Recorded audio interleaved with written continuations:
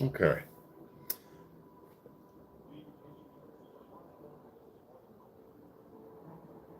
Whoops. There we go. All right, we up. I think. Well, let me move this fan. Sorry, y'all know I don't do shit on time. I ain't never on time for nothing. Oh boy. Okay. We back. We back. We back. We back. We back. I don't know who's gonna be coming on, but I'm gonna start talking anyway. What is happening, everybody? This is your boy Eric from AFNB Pictures, and welcome to episode 11. We are on episode 11 of Let's Talk. Damn, I didn't even realize this was going on that long. Yeah. So, what have I been up to? First of all, what has everybody been up to? How's everybody doing? To whoever's watching, probably nobody right now, but for when you do, I hope everybody's doing well. I hope everybody had a great 2024. I hope you accomplished at least most of what you set out to accomplish. If you didn't accomplish anything, I hope you at least stayed safe and stayed healthy. 2024 was 2024 was quite the year. I would say that 2024 is probably and this isn't a boast or anything. This is just me kind of giving myself a pat on the back. 2024 was probably one of my best years. That was probably my best year to date. Mainly because everything that, and personally to me, everything that I said I was going to do, everything that I sought out to do, I managed to do it. Everything, all the fears that I've had, I overcame. Any obstacles, went through them. Yeah, I just 2024. I felt like for the first time in a long time, 2024. I actually felt like a winner. I know that's kind of messed up, but I mean, messed up to say, messed up to hear, but for those that know me, like truly, truly know me, you know about my self esteem issues. I have very, I don't want to say super low self esteem, but my self esteem at one point wasn't where it should be. It wasn't where it is now. Where it is now, it feels good. It's not an arrogant level, but it's a confident level. It's a newfound, it's a new level of confidence that I have, a new level of positivity that I'm enjoying. And I'm enjoying sharing that with you and with just everyone in my life, friend or foe. You know, you're going to feel my positivity. Quote the New Day, power of positivity. I'm all about it. I went into 2024 saying that I was going to be more positive. No matter what happened, everything happens for a reason. It is what it is. These are things that I always said, but it's not stuff that I've lived by. I really wasn't living by what I said. Um, Long story short, I wasn't practicing what I was preaching. And last year, I would say that I did a lot more practicing than preaching. Um, I created a secondary YouTube channel entitled Eric the Voice. I should have left a link in the description, but I will once I get all this edited and set up, once it's fully uploaded. That's basically just a secondary channel of mine. It's dedicated to fitness motivation, life motivation, just any type of positive reassurance or advice or just positive energy that I can pass on to people that need it, or people, or if you just want to hear some words of wisdom, or as I call it, words of experience. I mean, I'm not the wisest person, but I'd like to say that I have definitely grown to be more experienced in just life, in film, in my hobbies, my lifestyle, just my experience, I feel has drastically increased, and it's increased for the better. I feel, and I know I'm saying I feel a lot. I feel, but I feel great. I truly do. For the first time in a long time, no, scratch that. For the first time, very, very first time, I feel a sense of comfortable contentment. Not necessarily happiness. I mean, I am happy. I'm happy that I'm content. I'm happy that I have this feeling of satisfaction, this feeling of just everything's fine. Even if it may not be fine, it's still fine, which is basically what contentment is. It's a sense of satisfaction, knowing that even in days where you're not okay, it's okay to be okay. Sorry, it's okay to not be okay. And it's, of course, it's okay to be just okay. Every day above ground is a good day, man. You know, they always say, like, you only live once. No, scratch that, man. You only die once. You live every day. Live as much as you can. And last year, I got to live. I truly did get to live. And it was wonderful. It just felt great. I met some amazing people along the way who are still in my life, who will remain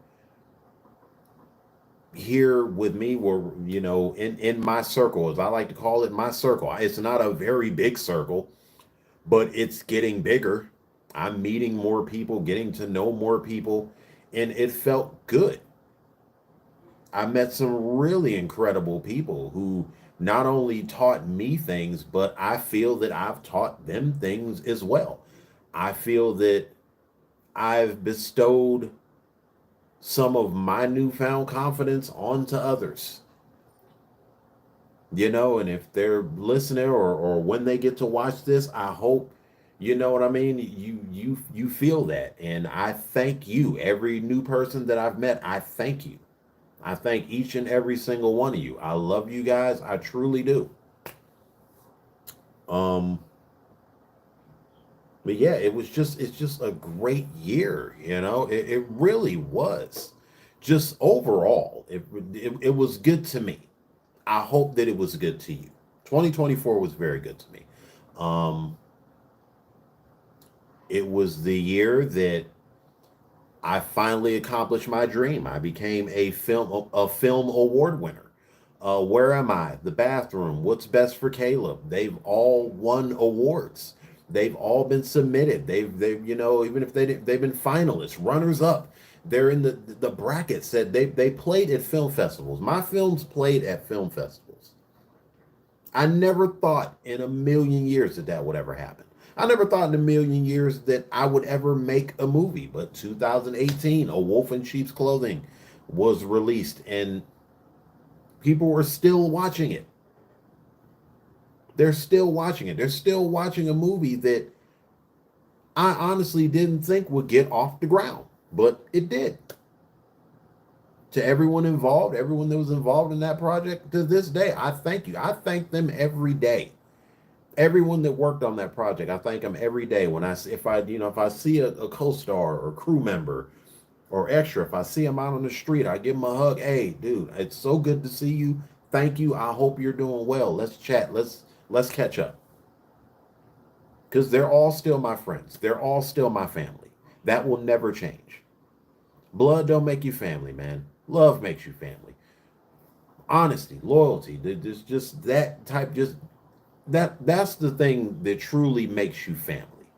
I mean, yeah, well, your blood relatives, of course, that's family by default. Not knocking any blood relatives or anything. I love my cousins, uncles, aunts. I love my family, but I love my family as well. So for that, once again, I thank you guys. I thank each and every single one of you for making 2024 a great year. It truly was an amazing year, full of accomplishments, full of life lessons, full of new journeys, just full of adventure. What else? Else we oh, entertainment wise, I have seen some amazing shit both on TV and on the big screen. And man, I am really excited to talk about this. Some of y'all might have seen some of the same stuff, but yeah, we're gonna talk about it. You first up, TV wise, I have watched some really, really good shows. Some I finished, some I still haven't finished. The first show I want to talk about, and I know a lot of these, I'm going to be late on. I'm really going to be late on because they done already went off the air. The first one I want to talk about is American Horror Stories, not American Horror Story. I've seen almost every season of that. I'm talking about American Horror Stories. It was the anthology series that Ryan Murphy created, where it did the Black Mirror approach, where every episode was a different plot. I like that, honestly, better than the actual American Horror Story series. I mean, for those that are all caught up with American Horror Story, you know it didn't have one of the best of series endings. I mean, it tried to come back towards the end, but that middle part, we're talking about Roanoke and Cult and Apocalypse and 1984. Like they were lackluster seasons. They weren't bad, but when you compare them to Murder House and Asylum and Coven and Hotel, you know what I'm saying? Like when you compare them to that, they weren't all that good. That's just my opinion. Once again, this is an opinion. You ain't gotta agree with me or whatever, but this is just my opinion on it. American Horror Stories, and I still gotta finish it. Damn that! I really, really enjoy that. From a story perspective, from a horror perspective, it's just good. It really takes me back to the old Tales from the Crypt, like the old Tales from the Crypt series that we all grew up watching. You take away the minus the Crypt Keeper. The only thing that the American Horror Stories is missing is a Crypt Keeper to introduce each story. But the stories are great. They really are. Like the one episode where it's because I think most the whole season it took place it was filmed during COVID. Because I'm pretty sure it was released during COVID season. But the one episode where you have this rich playboy philanthropist who's locked in his place during the COVID shutdown, and he gets this little AI device. It's almost like an Alexa, but it's Alexa fused with Jarvis from Iron Man, and it's a female, and it can freaking tap into people's internet history, can tap into their neural. It's a neural robot that can tap into people's neural systems. And he gets so attached to this thing, he ends up falling in love with it and fucking it. Like it just like literally like having he has cyber sex with Alexa Ultron, as I'm gonna call her. And then it just goes haywire. Like this thing, it gets attached to him. It's like a robot fatal attraction. The whole episode was just so good, so damn good, man. And the ending to it, oh, that show, man. Like, dude, Ryan Murphy he is so creative. He is probably one of the most creative showrunners. Between him and Taylor Sheridan, Ryan Murphy and Taylor Sheridan are probably the two best. Like they are just knocking them out with TV shows. And I'm gonna keep talking about these guys for a while. I'm gonna jump on the back and forth to both of them because going on Taylor Sheridan. One show that I watched and I got to finish, and I never thought I would get into this show was Yellowstone. A coworker of mine told me about it. She was like, "You gotta watch this show," because I'd asked her. I was like, "Robin, I need some new shows to watch. I need some new shows to check out. I've seen all the reruns." She's like, "You know what? Watch Yellowstone." And she had been telling me to watch that for months, and finally I gave it a shot. And well, I'm not gonna say that I wasn't disappointed. I was and I wasn't. The show overall is great. Like most shows, it didn't have the best of endings. I'm not going to spoil it if you haven't seen the final few episodes of season 5 of Yellowstone. Okay, I'm not going to spoil nothing, but if you follow the series, yeah, not one. I mean, I guess you could say it came full circle, but dude, let's be honest. Kevin Costner backing out of the show. I don't know the whole story behind it. If somebody does, please explain it to me in the comments. But Kevin Costner backing out of that show was a big setback, and you could tell those returning episodes. You can tell it's like, man, they really this was damage control, like big time. We talking Rise of Skywalker damage control. Yeah, and we all seen how Rise of Skywalker ended the Star Wars saga, which I don't even count that. I'm sorry, man. It's dude, I'm a fan of the originals and the prequels. I don't count the sequel trilogies, nor do I count any of the shows, excluding season 1 and 2 of The Mandalorian. Other than that, I don't care. But digressing, Yellowstone, the story for it is amazing. Just from the way it's written, it's ironically too, it's Sons of Anarchy on horses, which is ironic because Taylor Sheridan was actually a sheriff on Sons of Anarchy. And you can tell watching this is like, dude, this guy really took notes from Kurt Sutter. Like big time. Big time took notes from Kurt Sutter watching that show because there's so much Sam Crow on this show. Like just little moments where it's like, yeah, that's some Sons of Anarchy type shit right there, and I like it. Great characters. Love the characters on the show. My favorite character on Yellowstone, I would have to say, is Jimmy. Jimmy is the best character on the show. I don't care what nobody says. If you've seen it, you understand why I'm saying that. I'm a big fan of character progression. I love characters that start out. Excuse me. I like characters that start out soft and then they grow hard. Like they start out, it's just punks. Like people that you think, hey, yeah, this guy or this chick, they gonna die in the beginning. Like prime example, Carol from The Walking Dead. Everyone thought that Carol was gonna die in within the first 3 seasons. Who would have thought that by season 4 she would just become a complete badass? Like, dude, and she's right now. Carol's the best character on the show.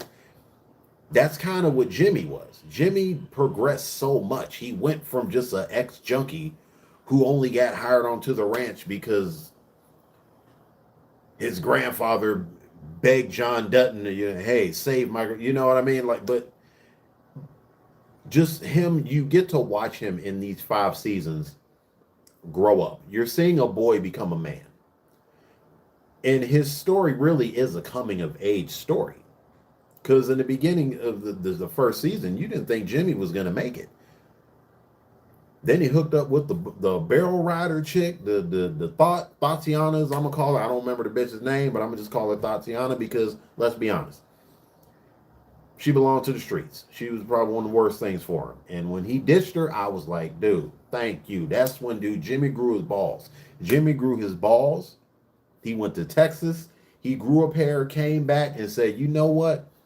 Everybody that ain't ride with me, fuck you, I'm out. Because this is me. I'm going to do me.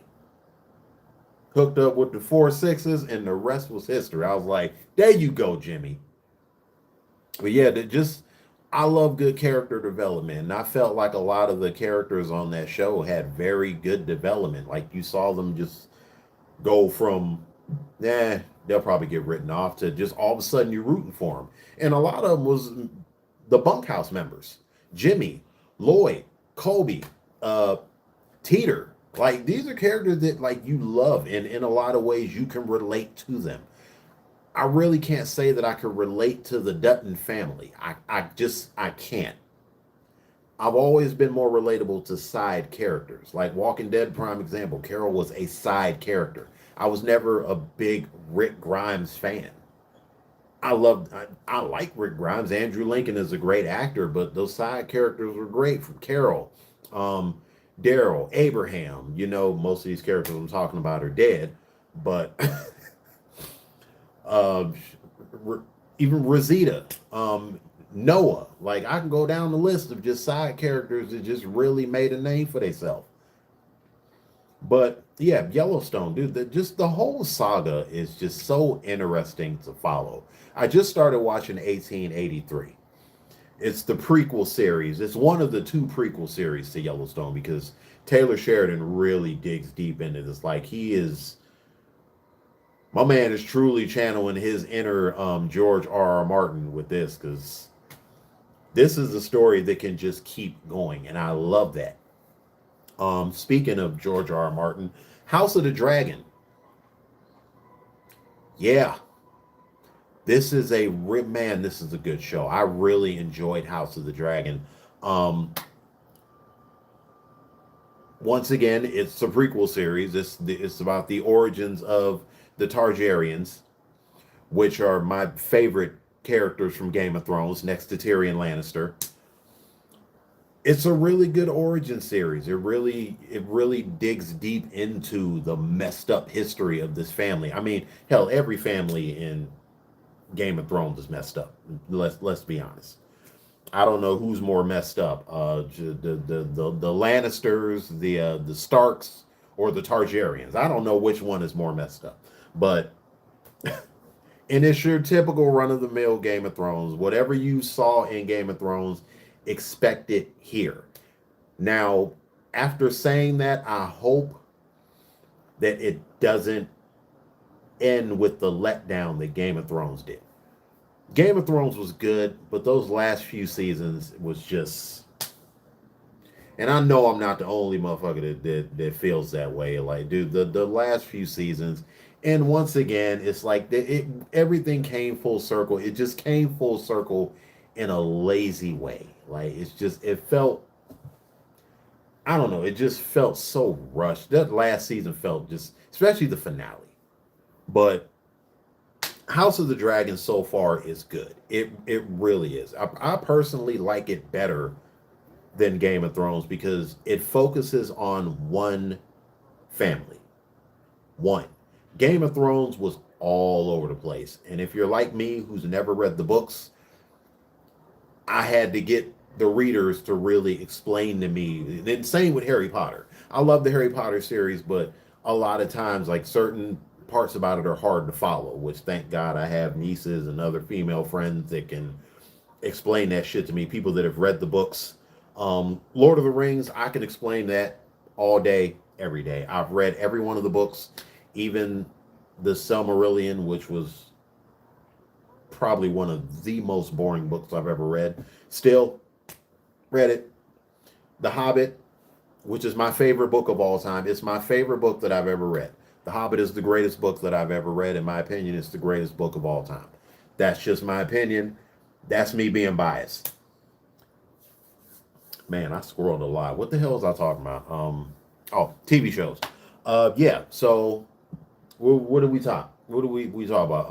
American Horror Stories, Yellowstone, 1883. Still got to watch 1923.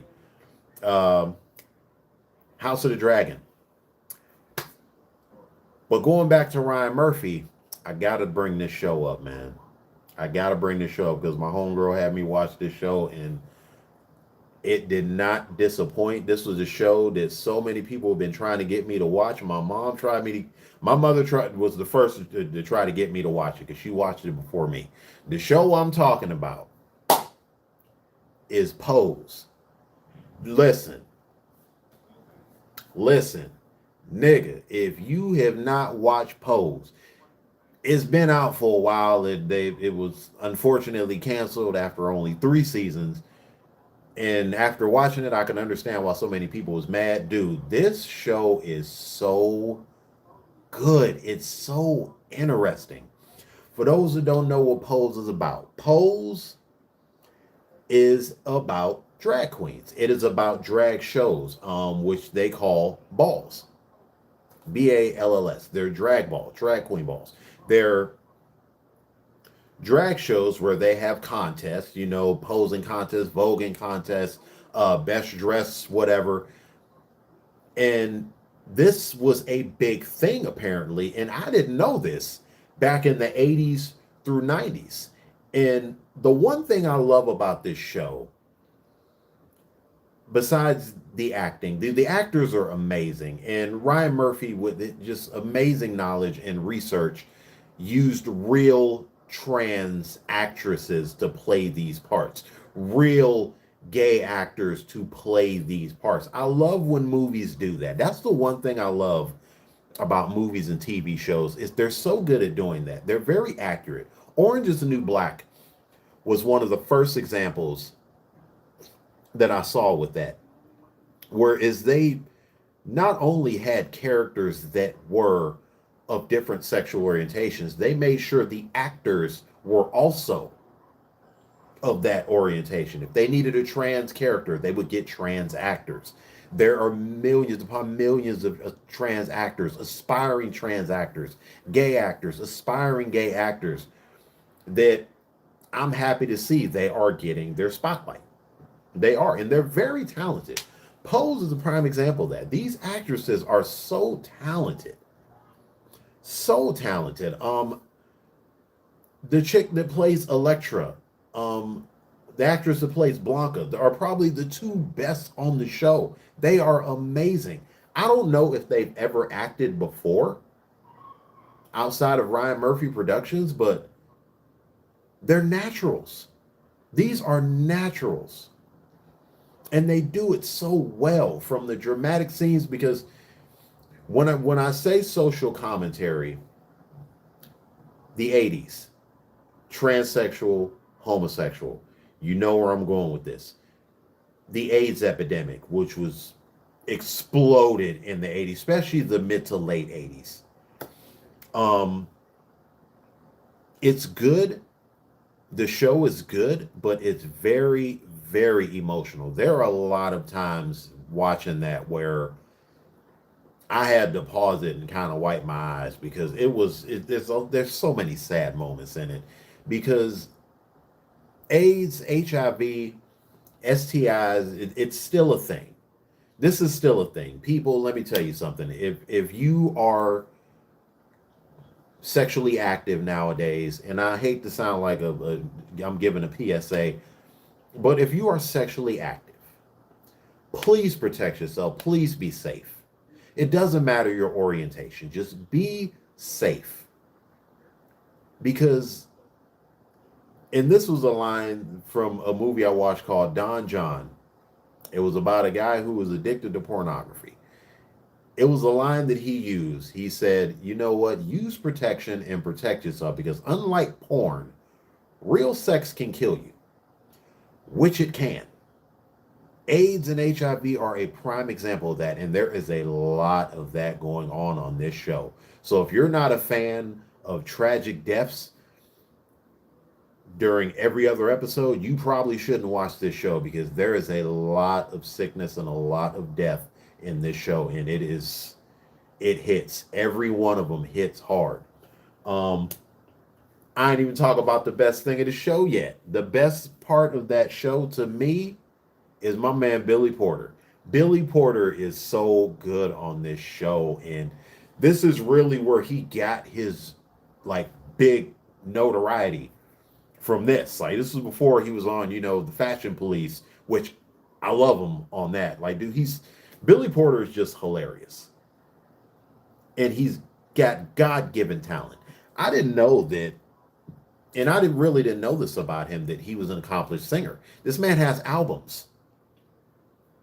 He is a singer. Like he is an amazing singer, and his gospel roots, oh my God, they come out on the show.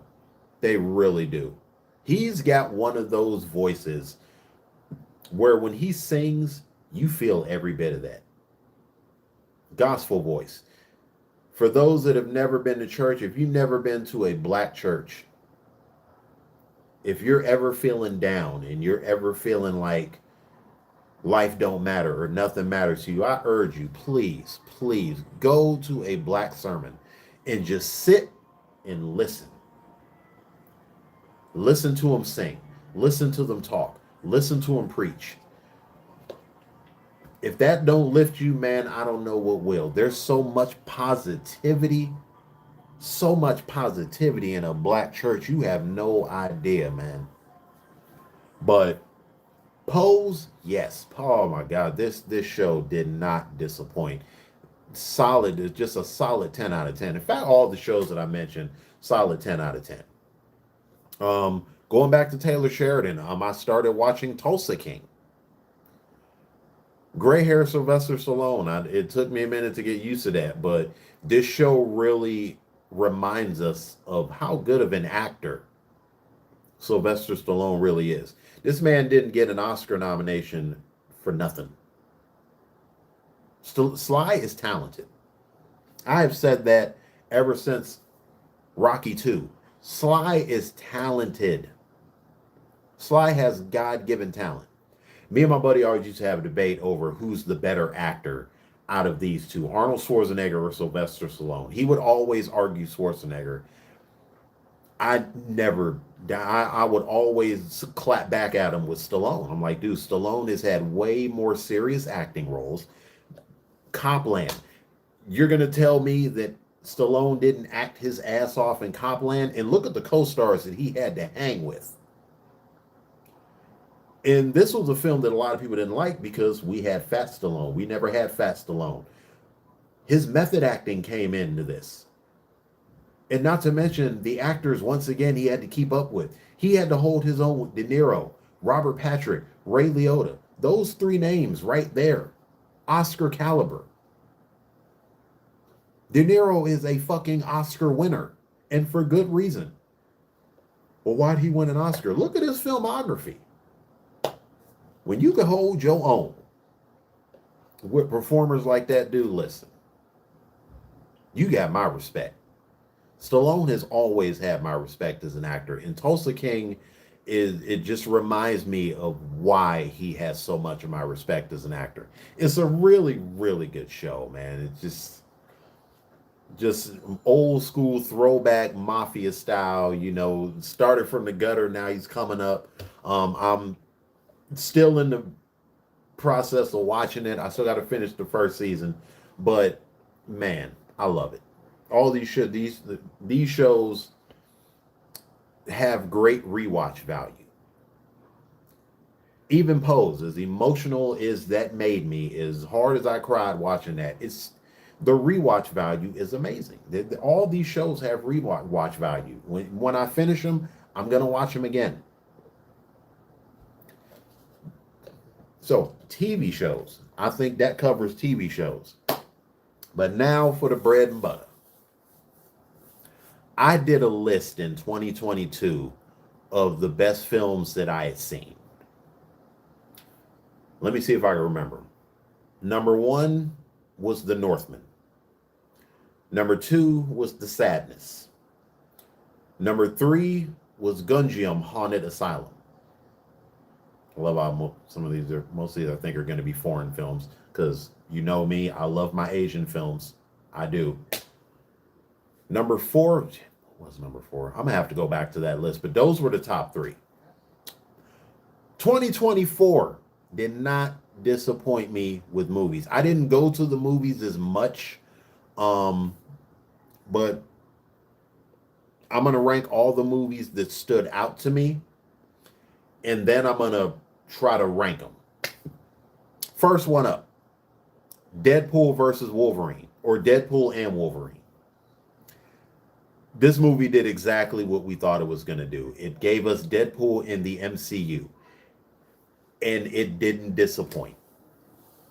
Great comeback for Hugh Jackman, which I was really scared with how they were going to do that because this man hasn't played Wolverine since Logan. And that was back in 2017. So I was like, okay, how are they going to do this? How are they going to write him back in to the MCU? But then we forget it's Deadpool. Deadpool is a fourth wall breaker. For those that have never read the comic books, Deadpool is all about breaking the fourth wall. If you don't believe me, I want you to go to your nearest comic book store and I want you to read Deadpool Kills. That's all I'm going to say. Go up to the register and be like, hey, I need a copy of Deadpool Kills. There's multiple volumes. It will sum up everything that you need to know about the Merc with the mouth. Deadpool and Wolverine was every bit of hilarious, every bit of entertaining, everything that I feel the MCU has been drastically needing. The MCU is in dire need of a makeover. And I feel that there's still a glimmer of hope. We've had a few glimmers of hope. I mean, we've had Deadpool and Wolverine. We've had Guardians of the Galaxy 3. These are two great. Guardians 3 was amazing. Great swan song for James Gunn. You know, now he's heading into DC, which, well, that's another story for another time. And actually, you know what? I may cover James Gunn in DC, but we're going to go back to good shit. Deadpool Wolverine was just, dude, this was just a funny movie, man. And an entertaining movie. Just from the cameos to the freaking just the one-liners, the zingers, the action. Um, Shout out to Wesley Snipes, man, Kevin Feige. If whoever watched this, please, if you have any way to share this to Kevin Feige, send it to him. Kevin, listen. I know y'all done canceled the Blade movie with Marsala Ali. I get it. I understand. There was a lot that, I understand. But if you gonna check him out, can we at least get another motherfucking Wesley Snipes Blade movie? Can we get a swan song for Blade? Can we just forget? Let's forget that Blade Trinity ever happened. Why don't we do that? Let's all as a whole just take a deep breath and just forget that Blade 3 ever happened. We're going to forget that. We're going to have Blade 1, Blade 2, which is the best one. We got Blade 1, Blade 2. Why don't we just make this Blade 3? Call it the real Blade 3 and just have a good ending for Wesley Snipes. Give that man his flowers. Let's not forget, Wesley Snipes, Blade was one of the, that's the main reason that we have all this MCU shit. Because folks really wasn't fucking with comic book movies like that back then. You didn't have a lot. You had the most popular one before Blade. This was the most popular comic book movie before Blade. Excluding all the Batman movies, excluding Batman and Superman, the most popular comic book movie was The Crow. Yes, I said it, The Crow. You have The Crow and you had Spawn. You had The Crow and Spawn. Now, these were more graphic novels than comics, but still, Marvel really wasn't hitting it back then. Blade comes out in 98 and changes the game. Then Blade 2 comes out, which ironically came out the same year as Sam Raimi's Spider-Man. X-Men came out in 2000. Like, dude, these movies were bangers. They still hold up to this day. I know the MCU is going to reboot the X-Men, but I don't think it's going to compare to the original X-Men movie. And a lot of that is owed to Blade. A lot of that is owed to Blade. This was during a time where it's like, dude, Marvel Studios, what was that? What was that? Besides a studio that was about to go bankrupt. So get his man his flowers. Real talk. Deadpool and Wolverine, man, was just, dude, that was a solid 10 out of 10 for me, man. It did everything that we wanted it to do. Bottom line. Next movie. And this one was a shocker. I did not think that I would really get into liking this. The First Omen. This movie came out of nowhere. It had one trailer. One. And that trailer did not hit theaters. The movie hit theaters, but the trailer didn't hit theaters. I didn't see that trailer once in a theater. This was a good movie. Man, this was a good movie. I'm not big on horror film prequels. I'm really not. It has to really stand out. And I'm about to go into another horror movie prequel after this one.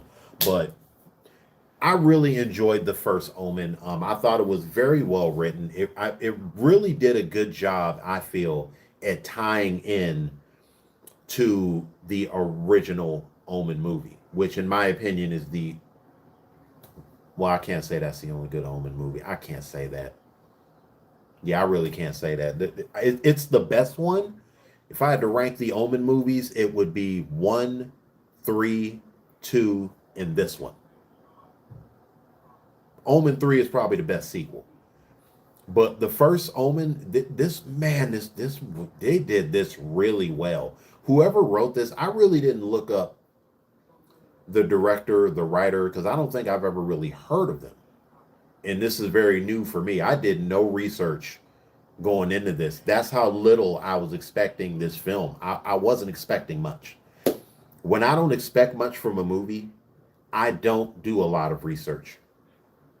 I really don't look for who did it. I just be like, okay, this movie doesn't look good. I'm gonna watch it and it's probably gonna suck. Man, I'm the first to admit when I'm wrong. I was dead wrong. I was dead wrong. This movie had the same creepy vibe as the original Omen, which is hard to do in when you're doing a 70s horror film, like a throwback to that, because The Omen is part of my favorite era of horror movies, which is the 70s. The 70s to me is the scariest era of horror movies because those movies fuck with your mind. This movie did a good job at doing that. It was so uncomfortable. There's a lot of uncomfortable moments in this movie. Anytime you deal with Satanism and Catholicism, I don't know, but to me, anything involving like the Vatican and priests and stuff like that, it's just haunting to me. And this one definitely creeped me out. It takes a lot for a horror movie to creep me out. And once we get down this list, oh, we're gonna talk about creepy. But first Omen, yeah, man. Yeah, if you've never seen it, it's on I think it's on Hulu. Yes, it's on Hulu. I would highly recommend. Highly recommend. Um Going on, staying on the topic of prequel films. I guess you could say this is a prequel film. It's kind of like in the middle of being a prequel and a sequel. Alien Romulus. Yeah, dude. Anyone who knows me knows I am a huge fan of Fede Alvarez. Fede Alvarez is one of my favorite filmmakers because he understands nostalgia. He really understands nostalgia and just the theory of adaptation. He's so good at adapting to making you feel like, okay, I know this is a remake, I know this is a prequel, but it feels like the original director did this.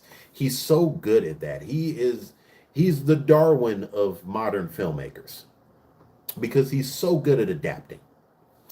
Alien Romulus was a Fede Alvarez film that felt like Ridley Scott directed it. I'll say that again. A Fede Alvarez film which felt like a solid Ridley Scott movie. Now, I think Ridley Scott was the executive producer. I could be wrong. But and let's not forget, this is the first Alien movie that is under Disney marketing. Disney now owns, because let's not forget, Disney owns Fox, or as we like to call it, 20th Century Studios.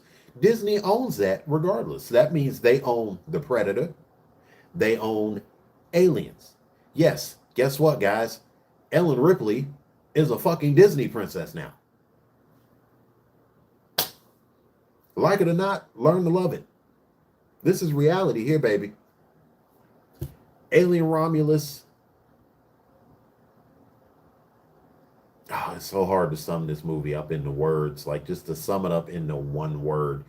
There's so much, so much. This is just a fantastic, fantastic movie. Just absolutely phenomenal. From just once again, Fede Alvarez with the throwback. When you watch this movie, if you haven't already, if you have, you know what I'm talking about. I don't think there was a single ounce of CG in this movie. There might have been one moment where they didn't have a choice. And I think it was a certain scene involving the facehuggers. Other than that, They went back to practical effects. I have been a fan of practical effects. This is the shit that I grew up off of. I didn't grow up off of CG and computers because most horror movies now, they all rely on CG and jump scares. I'm not with that shit. That's why when people try to say, you should watch the new Conjuring movie, it's really good. It's just such a shocker. I don't care about the Conjuring. Ed and Lorraine Warren were fucking con artists. I don't care. I don't follow their shit. Sorry. Not a fan. I don't speak ill of the dead, but, you know, it's a movie. How much of that shit was really, you know what I'm saying? Only a few of those stories I actually kind of believe. Like the Conjuring 3. That one I actually did like, okay, that one kind of creeped me out because I read the backstory of Orange Cheyenne Johnson. So it kind of, okay, I'm like, all right, I can kind of get into this because it's real and I'm knowledgeable of what happened here. Practical effects. Alien Romulus is full of practical effects. They use real people in these alien outfits. There's one character in the movie, and the creature shows up in the third act. And this creature is played by a 7'7" Russian basketball player. Let me say that again. This boy is 7 feet 7 inches tall. I'm 6 feet. Even. This was not a practical effect. That's how I know I'm like, okay, this is a real person in this prosthetic. Just by the way it was moving, there were no stilts. It was all prosthetic. I'm like, this is the biggest motherfucker that I have ever seen. This boy is 7'7". I'm gonna say it again, 7'7". You know this nigga play basketball. And he, in my opinion, was the scariest character in the whole movie because it was real. If I saw this boy coming to me in real life, I'd probably piss and shit on myself simultaneously because anything that big coming at me, I'm gonna get scared of it. That's what she said. But Alien Romulus, another one, did not disappoint. I'm gonna say that a lot. It did not disappoint. And it don't take much movie wise to disappoint me because I've seen all kinds. I've seen every generation of horror. I've seen every generation of drama and action. So it takes a lot to show me something and say, and have me say, wow, that was wow, yeah. But this did it. Alien Romulus, definitely solid 10 out of 10. Fede Alvarez is, he's every one of his movies are bangers, and I've seen every one. This boy, he's going places. What was the other one that I watched? It was on Hulu too. Oh, Immaculate. This is a movie that I had really wanted to go see in the theaters. I really did. Not just because of, Sydney Sweeney, but the girl is a good actress. I mean, yes, we all know the main two reasons why everyone likes Sydney Sweeney, but that's two of the reasons I like her. I'm not gonna lie. She's a very talented actress, though. There's no denying she is a very talented actress. Immaculate was, this was a really good movie. It really goes back, and when you watch that, because I watched Immaculate right after I watched the first Omen. If you watch them back to back, it's so weird because it almost seems like they take place in the same universe. They take place during the same time, like in the same world. It almost feels like they're one movie if you watch them together. Immaculate is about a girl played by Sydney Sweeney. She is a virgin nun who travels to, I think, Rome. I want to say she travels to Rome to become a nun. And she ends up miraculously getting pregnant. Yeah. They took the story of the Virgin Mary and turned it into a horror film. And they did a good job. I hate to sound sacrilegious about that or anti-Semitic, but they did a good job with this. There are quite a few disturbing moments. The whole movie is just uncomfortable. Just the things that they put this girl through, like the minute she gets pregnant, like oh, in the ending, that ending. Wow, I'm not gonna spoil it because I know some people ain't watched it. Sorry, there's movies I know that came out 40 something years ago that people still haven't watched. There's people that still haven't watched the original Night of the Living Dead. Yes, those people still they exist. They're out there. There's not many of them, but most of them are non-horror fans, so they kind of get a pass. But Immaculate and The First Omen really do feel like one movie if you watch them together. Watch them back to back. And tell me that the Immaculate felt like a sequel. But a good one. Like it was I call it, I would consider Immaculate. Here's how I would describe it. It's an unofficial follow-up to The Omen. It's an unofficial what's the word I'm looking for? Not prequel, but an unofficial chapter in the Omen series because it goes the story wise they go hand in hand, man. You know, Virgin Mary gives birth to Devil Baby. Um, Nun in First Omen gives birth to Devil Baby. Like it's all the whole Devil Baby plot. That's what I was trying to. That's the word I was looking for. It's the Devil Baby universe, as I call it. But it was good. Same book, different page. Okay. What's up, Howie? I don't know. The same book, different page. Yeah, that's it. Yeah. Okay. I almost forgot. Yeah. I was like, wait a minute, what the fuck are you talking about there? Yeah, same book. Yeah, exactly. Both movies. You watch them. Take the credits out. Take the credits away. Yeah, that was my blonde moment. Nigga, I still have blonde moments. Shit, don't judge me. We getting old, man. Shit, come on. Half the time I start a conversation and forget what the fuck I was talking about in the middle of the conversation. We squirrel. I squirrel a lot. Yeah, a lot. I squirrel a whole lot. I've been scrolling for the past 50 goddamn minutes talking about all this shit. But yeah, watch them back. Take the credits out of them and just watch them back to back, and you'll swear they was the same movie. But either way, they was both good. I like First Omen. I liked Immaculate. I rewatch value. Hell yeah, I would watch those over and over again. Next film we gonna talk about, and I'm so glad I got to see this in the theater, and I'm pissed I didn't see the second one in the theater. Terrifier 3. We got to talk about Terrifier 3, man. This shit was off the hook. If you ain't seen the Terrifier movies and you're a horror movie fan, don't call yourself a horror movie fan. Don't call yourself a slasher fan. In fact, if you ain't ever heard of the Terrifier, you living under a rock. We've all been to, I'm sure you've been to quite a few costume parties. Yes, a whole nother level of horror, baby. Absolutely. For those that don't know, I'm sure you've been to costume parties, conventions, where you seen motherfuckers dressed in a black and white clown suit, not talking, but just doing the whole.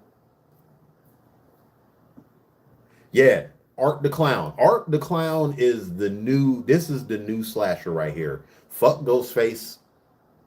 I'm going to say it. Ghostface has run its course. I'm sorry. We don't need another Scream movie. That's just my opinion. We don't need another one. But we do need more Terrifier movies. We need that for damn sure. This shit was good. Oh, man. It did not disappoint. And here's the thing. If you've seen one Terrifier movie, Ghost was whack from day one. Yeah, Ghost. I would say that. Yeah, I mean, I wouldn't say whack. I mean, you know what? The first Scream movie, the first two Scream movies, I liked. The rest of them was just. It's kind of like it's the Star Wars effect. You seen one, it's like, well, let's see what happened next. All right, yeah, who gonna be the killer this time? How's he gonna be related to Sydney? And it's like you stop caring after the second one. I kind of stopped caring. I've seen all of them. The newer ones are okay, but what are we comparing them to? We're comparing them to the other movies. So yeah, Ghostface. Yeah, he's probably one of the weaker slasher villains, definitely.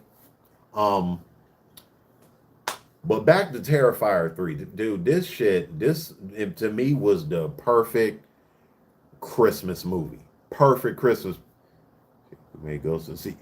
You know what? Yeah, I can't even disagree with that. My boy Howard just made it. He brought up a very good point. Scary movie made Ghostface popular. Yes, the fuck it did. It definitely put Ghostface on a whole nother level. Thank you to the Wayans family for that. But dude, Terrifier 3 to me is the perfect Christmas movie. It really is. It's right up there with a Christmas movie. And I know we on this trend where we going back and watching movies and it's like, hey, that was a Christmas movie. That was a Christmas movie. Yes. Yes. This is the alt this is was the best Christmas movie of the year. Let's keep it real. Yes, it really is the perfect Christmas. Yes, the fuck it is. It is. You want to argue Die Hard was a Christmas movie? Lethal Weapon was a Christmas movie? Terrifier 3 is a Christmas movie. So I will be watching that every holiday season from now on. I will put that shit on my list. Definitely put that on my list. From the kills to to the actress, man. No, Die Hard is a Christmas movie. It takes place at the Christmas party. So, that's a nowadays, man, you argue with somebody that Die Hard ain't no Christmas movie. Boy, listen. I know Bruce Willis said it wasn't, but hey, tell that to the millions upon millions of Die Hard fans that watch that shit every Hanukkah. Every Christmas, they watch that shit. Them motherfuckers will fight Bruce Willis right now. Like, fuck you talking about? I know you was a star, but that was a Christmas movie. I know you tripping at your old age, and it was a Christmas movie. But yeah, this dude, Terrifier 3, the definitive Christmas movie, man. Great kills, great action, great humor. And that actress, man, can we talk about that actress for a minute? Can we talk about Lauren Lavera for a minute? Let's talk about Lauren Lavera for a minute. Yes, I'm about to simp for a little while here. Lauren Lavera is fine as fuck. Let me say that again. Lauren Lavera is fine as fuck.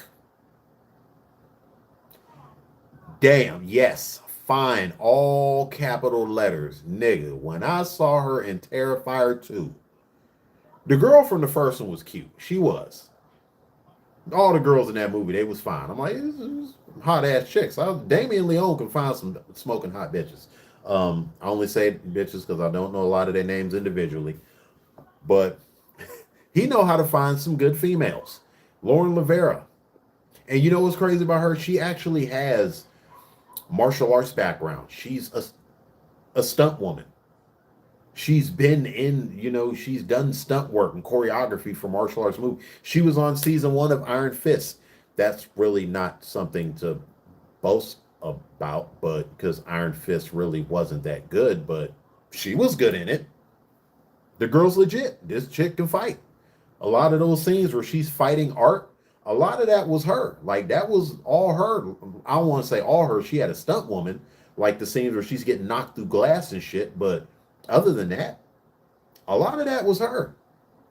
I think she has what, 3 black belts? I know she's got a black belt in, I think it's Taekwondo. It was better than, oh, no, man, no. Oh, no, you almost had me, but you lost me. No, Iron Fist was not better than Luke Cage. No. Oh, God, Iron Fist to me, oh, that was so bad. I couldn't even get through season 2. I don't know, those Netflix, the Marvel Netflix shows, man, and I feel like I'm going to just make a video talking about those. I loved them and hated them at the same time. I'll say that before I go before I dig any deeper. You said Luke Cage made me feel bad about me. This is why I love my friends. How he said Luke Cage made me feel bad about being white. Okay. Then I will respect your opinion on why Iron Fist is better than Luke Cage. And I will not argue on that. I will not argue with you on that. My blackness will not argue with your whiteness on that. Absolutely not. We will not do that. So we will agree to disagree. So we just gonna keep it at that. But right, we just gonna keep it at that. But all right, I'm gonna keep scrolling in this bitch. Who we talking about? Oh, Lauren Rivera. Yeah, man. I saw her in another short film. It was a short film that was on YouTube. I forget what it was called. I think it was called Stock. Corn. It was a horror movie that took place in like a cornfield. Like she had a small part in it, and I recognized her right away from Terrifier 2. I was like, oh damn, I know who that is. I know who that is. I think I follow her on all her platforms. Yeah, yes, I do. Yeah, I follow all the baddies. I do, especially the talented ones. If you're hot and talented, then you got a special place in my heart. Because that's me in real life. I've talked to so many beautiful women, but as many talented ones, I haven't met a lot of them. I'm not trying to take a jab at females, but dude, I live in Ohio. I'm not going to say the pickings are slim, but they kind of are. Not knocking the women that I know, but yeah. But we're gonna leave that alone because I ain't trying to offend nobody or piss nobody off. Um, but yeah, if you can be hot and talented, dude, that's a special place in my heart. Like for real. I've met beautiful women that can sing, that can dance. Down their talent is a lot of times their talent is strictly their beauty. And I mean, I get it. Hell, if you got the butter, spread it. If you got it, hey, is what it is. There are people out there that are naturally beautiful. There are a lot of naturally beautiful people. I don't knock them.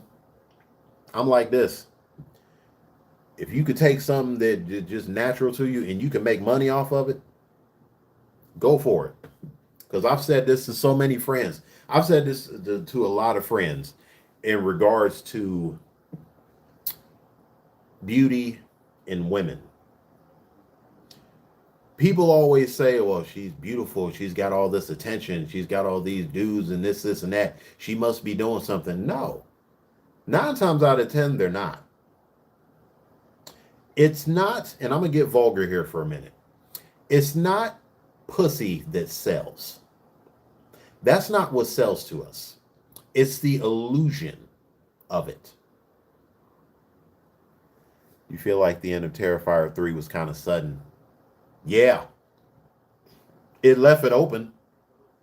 It damn sure left it open for a sequel, which they're going to do. I mean, hell, I think the next one's coming out 2026. I think Terrifier 4 is coming out. Because, yeah, that ending, like, we gotta, like, come on, man.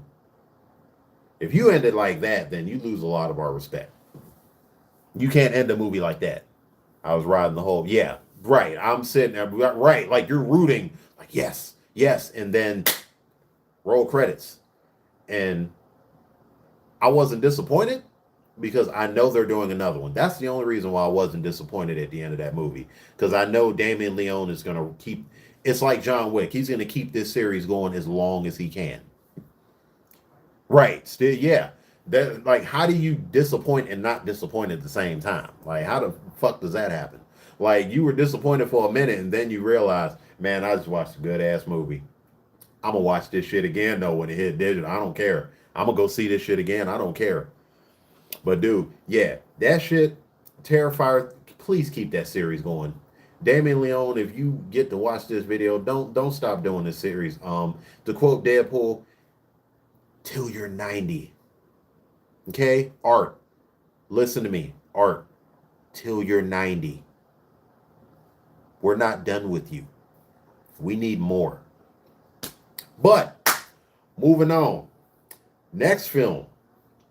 And this one, yeah, if you've seen the first one, Smile 2.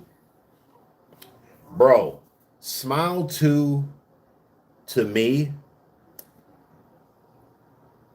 I'm not going to say it's better than the first one. But I will say this after watching it again, because in this, I had to do this with the first Smile. I had to watch it again to really decipher and determine whether or not I like this movie or whether or not I like, how it ended. Smile 2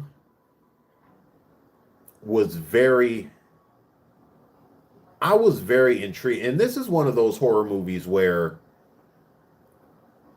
I like the story. The story drives me into liking the movie more. Once you really understand the Smile entity, the demon that's haunting these characters, once you truly understand, you get a whole new appreciation of that movie, especially if you are someone that has dealt with mental illness, that has dealt with depression, that has dealt with any type of childhood trauma. If you dealt with anything like that, if you've ever had thoughts of, I'm not going to say the word, the S word, because I know YouTube is like, if you've ever had those, let me know when you go live again. Absolutely, man. Always, hey, take care of yourself. Be safe, brother. If you have ever dealt with any type of trauma or any type of just negative thoughts, intrusive thoughts, whatever, then you understand why the Smile demon is an unbeatable monster.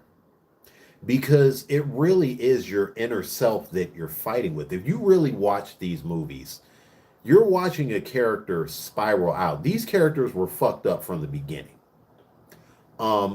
Sky Riley in Smile 2, pop star with drug history, mental health issues, perfect target. Rose Cotter from the first one, therapist who ironically becomes a therapist after childhood trauma. She watched her mother die from a drug overdose, like witnessed that as a kid. I don't know anyone, honestly, that's truly as a child watched their parents code out, like self-destruct. I don't know too many. Honestly, I don't think I know any. I have friends that have had messed up childhoods. I have plenty of friends that have had messed up childhoods. But none to this degree. But once you understand that and you understand the Smile demon and why it targets, why every one of its victims have been through some kind of trauma, making them weak-minded, weak-willed, and just seeing it's just so horrifying because you really don't see the monster. You don't see the monster is within the character that you're seeing fall apart. You're watching a person fall apart. Like, we are paying $10 a ticket to watch a person fall apart and just downward spiral into complete madness to the point where the final act is just like that. Dude, we're watching this, and it in a way, Smile, if I had to compare it to one series, I would compare Smile to Pet Sematary for one reason. Pet Sematary, just like Smile, is a dreadful horror movie. I put this under the category of dreadful horror movies. Movies where you feel dread, you just feel dreadful, and you feel very depressed and very sorry for every one of the characters. You just feel bad for them. Pet Cemetery is a hard one for me to watch because it deals so much with death, and it's just so tragic. Every death in that movie is tragic. Smile is the same way. Every death is tragic.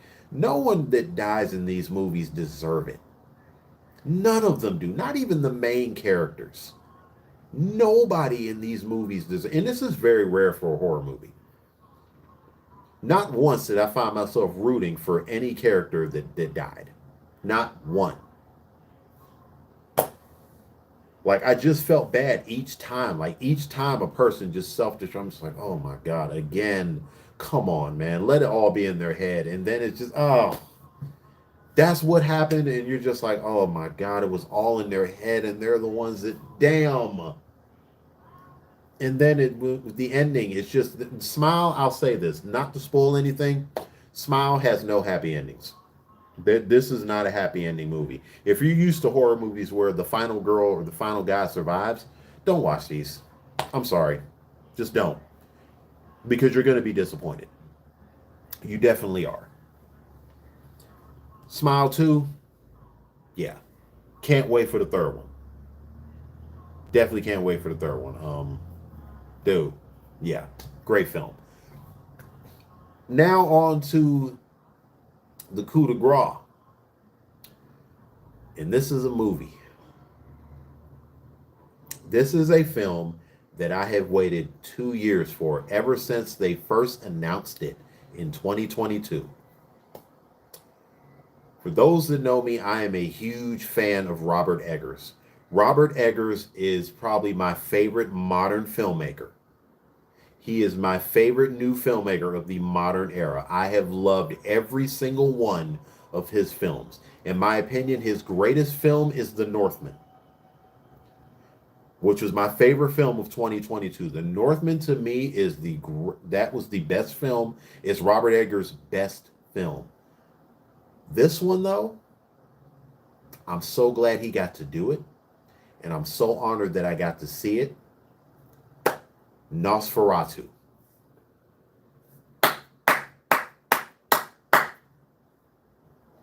Mr. Eggers, sir.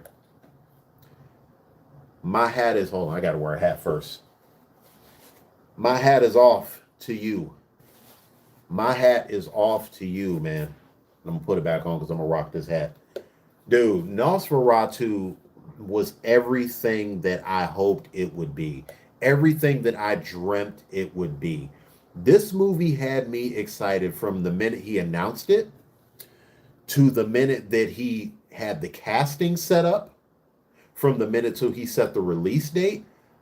I have followed every update, every post on this movie because I wanted to learn everything about the behind the scenes. I'm like, I want to know who all's going to be in it. How's he going to do it? Robert Eggers took a 1922 horror film, and in a lot of ways, this was the first Nosferatu. We gotta say this. Nosferatu really was the first monster movie. The first monster movie of its time. There really wouldn't be a lot of monster films if it weren't for this one. And it was a fucking silent movie. And it still holds up to this day. So the whole time I'm asking myself, how is Robert Eggers going to do this? Is he going to make it a silent film? Because that would have been interesting. Is he going to make it an exact retelling? Or is he going to make it his own? Robert Eggers made this his own. He made this his own movie. And he did such a good job. Dude, I have not, the last vampire movie that really did it for me, the last vampire movie that had me feeling this good to be a fan of the vampire genre was 30 Days of Night. And that was back in '06, bro. 30 Days of Night was the last vampire movie that really just shook me to my core and really left me going, oh, that was fucking good. That was dark, which is what a vampire movie should be. It should be dark. It should be horrifying. Nosferatu was horrifyingly beautiful. I'll say it again. Nosferatu was horrifyingly beautiful from start to finish. From the directing to the writing to the casting, the lighting, the cinematography, it just felt so fucking gothic, just perfectly gothic. And I'll say this, I almost cried at the end of this movie because of how beautifully done it was, how well done it was. And can I just say, Bill Skarsgård is such a great character actor. Bill Skarsgård to me is the modern day Tim Curry. Remember when we grew up off of Tim Curry. What's that meme that says you could tell a lot about a person by which movie they remember Tim Curry from? The first movie I ever saw Tim Curry in as a kid was It. It was Pennywise. After that, it was Legend. Then it was Home Alone 2. Bill Skarsgård is kind of going on that same route where this dude, I've seen him in movies where he's not a monster, where he's not a villain, but I love him when he is a villain. And he is a fantastic villain. If you loved him as Pennywise, you will love him as Count Orlok, because god damn does he knock that shit out the park. Max Schreck, God rest his soul, Max Schreck would be proud. He really would. Because what he did with this character blew my absolute fucking mind. And he was so haunting. Bill was so haunting in this performance. From the minute he graces the screen.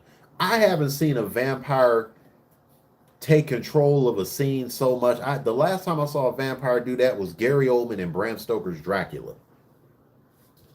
Just the minute he comes on the screen, like he owns that motherfucker. Like it's just, dude, it doesn't matter who else is in the scene with him. He's here. This is it. Nothing else matters. Every time Bill Skarsgård entered a scene, it was like you stopped doing what you were doing. You're eating popcorn, like he pops up, you drop the popcorn kernel because it's, like, you can tell, you can understand why Lily Rose Depp's character is like, this nigga is the shit. Like, god damn. Yeah, okay, I understand. And speaking of her, dude, Johnny Depp got a talented ass daughter. This girl did a great job. I would say she's probably the second best thing about the movie, next to Bill Skarsgård. And that's a lot because, I mean, you got Willem Dafoe in this movie. If you can outshine Willem Dafoe, which in my opinion, I feel she did, looking back at it, I really feel like she outperformed him. That takes a lot.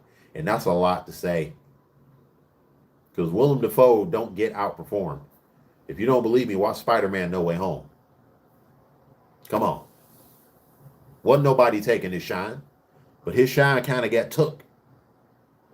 When Lily Rose hit the screen, this girl played the hell out this part. Oh my God, she was so good in this role, man. Like, this girl is a talent. It's funny because the only other movie I've ever seen her in was Tusk and Yoga Hosers. These were Kevin Smith movies, so I really don't take those that seriously. Tusk was amazing. Yoga Hosers, I hated every minute of that shit. I'm sorry, I can never watch that bullshit again. I'm sorry. But the apple don't fall too far from the tree. She's very talented. And you can tell that she took a lot of pointers from her father as far as acting goes. You could tell she took notes. Like, she studied the method acting of her father throughout the decades. Because Johnny Depp, honestly, is probably, if you want to talk about method actors, Johnny Depp might arguably be the greatest method actor of all time. How many crazy roles has this man played? And he's knocked every one of them out of the park. Lily Rose Depp is on the verge of becoming that. Like, this girl is going places. She really is.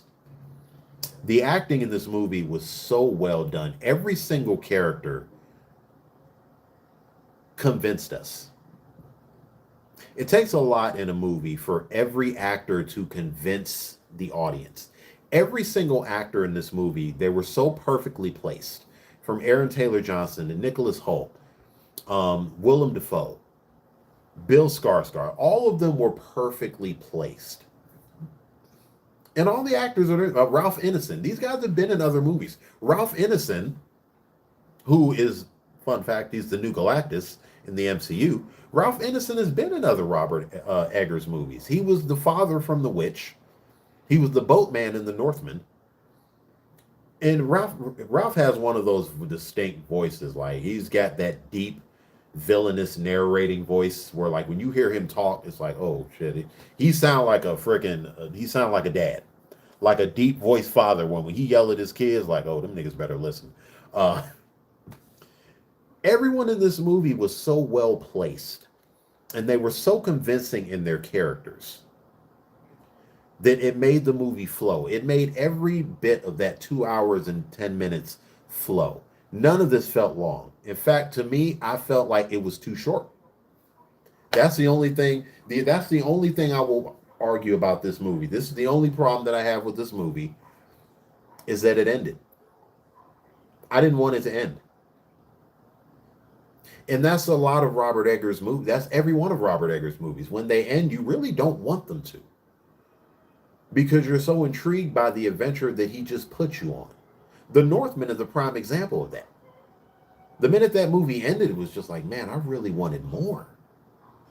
I mean, it came full circle, but I just wanted more because it was so good. Nosferatu is no exception. This movie is fantastic. And I will close by saying this. Nosferatu is the best movie of 2024. And it was a perfect way to end my 2024. I got to see it as a birthday gift. And I was so happy. Wow. Absolute phenomenal movie. I don't know, what else was I going to talk about? I know there was something else I was going to talk about. I might save it for another video, unless it pops up, which I don't think it will. So I'm going to put this video to a close. We're going to hit the hay. Well, not necessarily hit the hay, but this video is going to hit the hay. So to everyone that tuned in, everyone that watched, thank you. Oh, Channel X. A lot was going on in 2024. I would say that's the one thing I kind of got sidetracked with, was finishing that. Channel X will be getting completed. I'm in the editing stages of it as we speak. I'm looking to release this film sometime, hopefully this month. I really am excited about it. I think you're really going to enjoy it. I'm still submitting my projects in the film festivals. Still sharing them on Facebook, Instagram, YouTube, what have you. You know, I'm still doing my thing. I never stopped being busy. I just kind of went, not social media dark, but YouTube dark for a while. My second channel, Eric the Voice, please. I'll post a link in the description for that. And yeah, so that was episode 11 of Let's Talk. For those that tuned in, thank you so much. If you're new to this channel, don't be a stranger. Hit the like button, subscribe, and share. And AFNB, always remember, always forward, never back. Peace.